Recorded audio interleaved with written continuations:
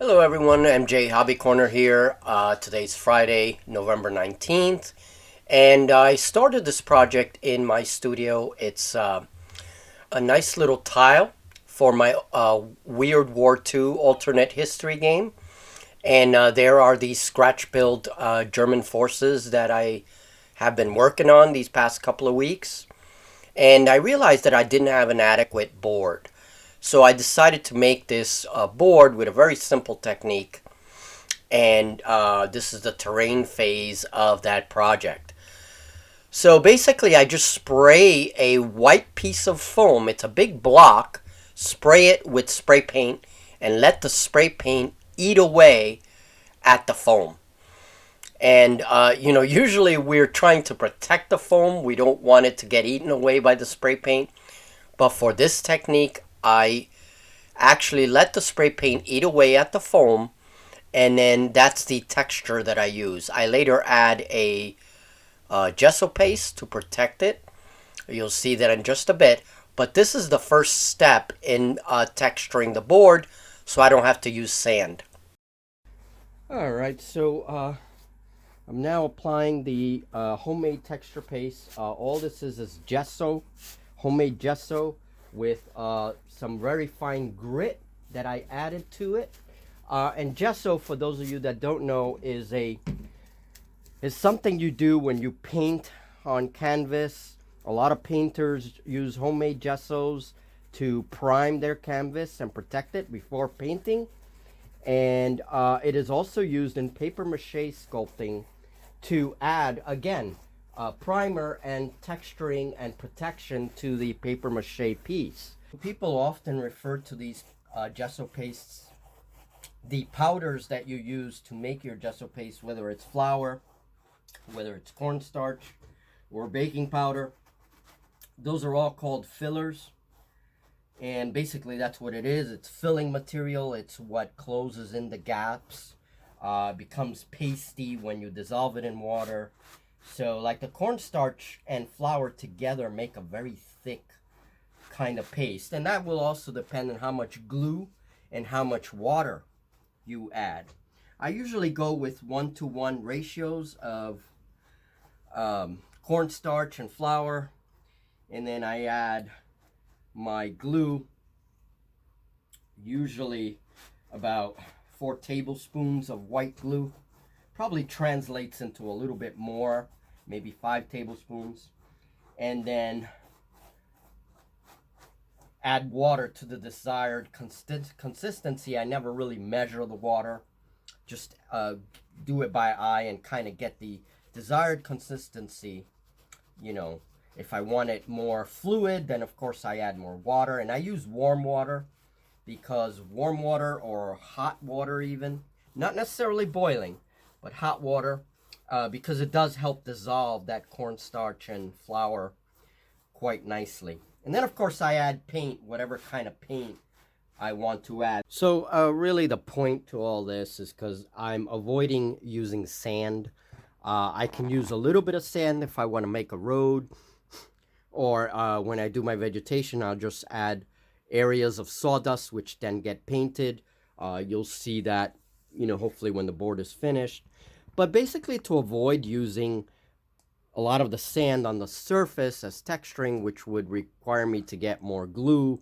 This is just so much easier. Spray paint the white foam, which is awful, but I love using it because I have a ton of it, and this white foam is good to recycle. That's my thing. I like to recycle things into my builds. So it's a good way to recycle the foam. Just let the paint melt the surface a little bit. You have to be careful with it because you don't want to add too much spray paint and then everything melts. You don't want that. Just want a very soft spritz all over the surface to get that foam eaten up and get the texturing and the little uneven holes and all that stuff. And then here I went a little rougher with the paint, a little thicker, and that created a really random kind of trench like here that I could turn into a river. I could leave it as a trench, whatever I want, some kind of gully there.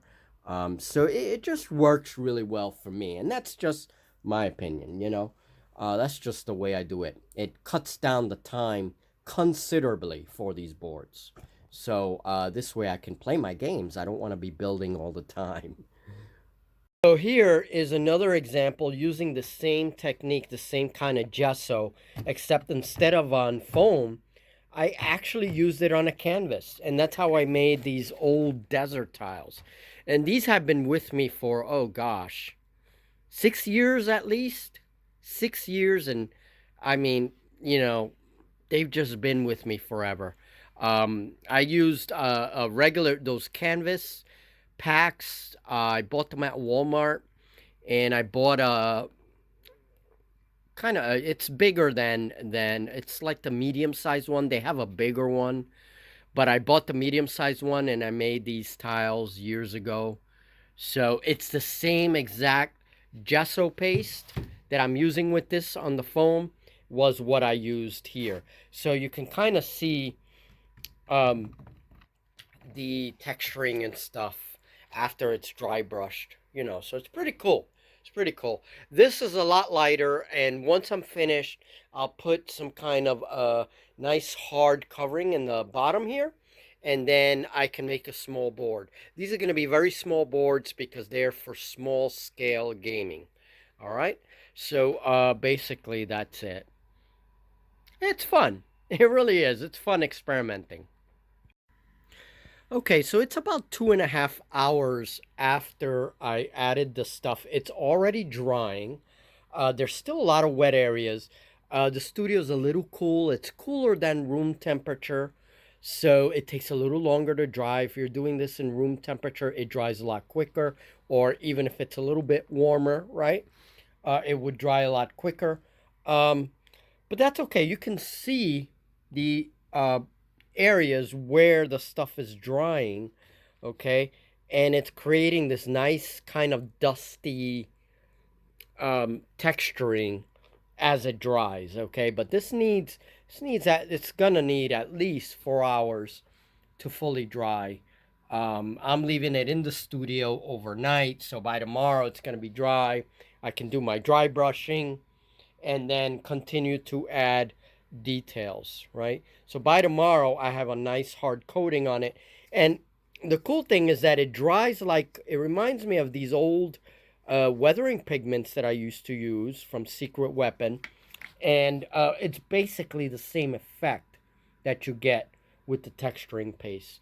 And it's just a way to save myself adding a ton of glue and then sand and you know, all that stuff like I used to do in the past. It's just a lot quicker this way.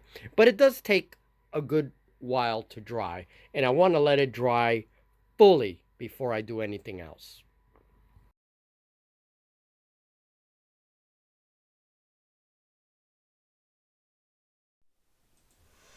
All right, folks. Well, thanks for watching. That's all for today. More videos in the future on making these tiles, and of course, more scratch builds in the future as well. So once this is done, I can set it up and I can have my Conflict 47 game in 15 millimeter. Have a good one, guys.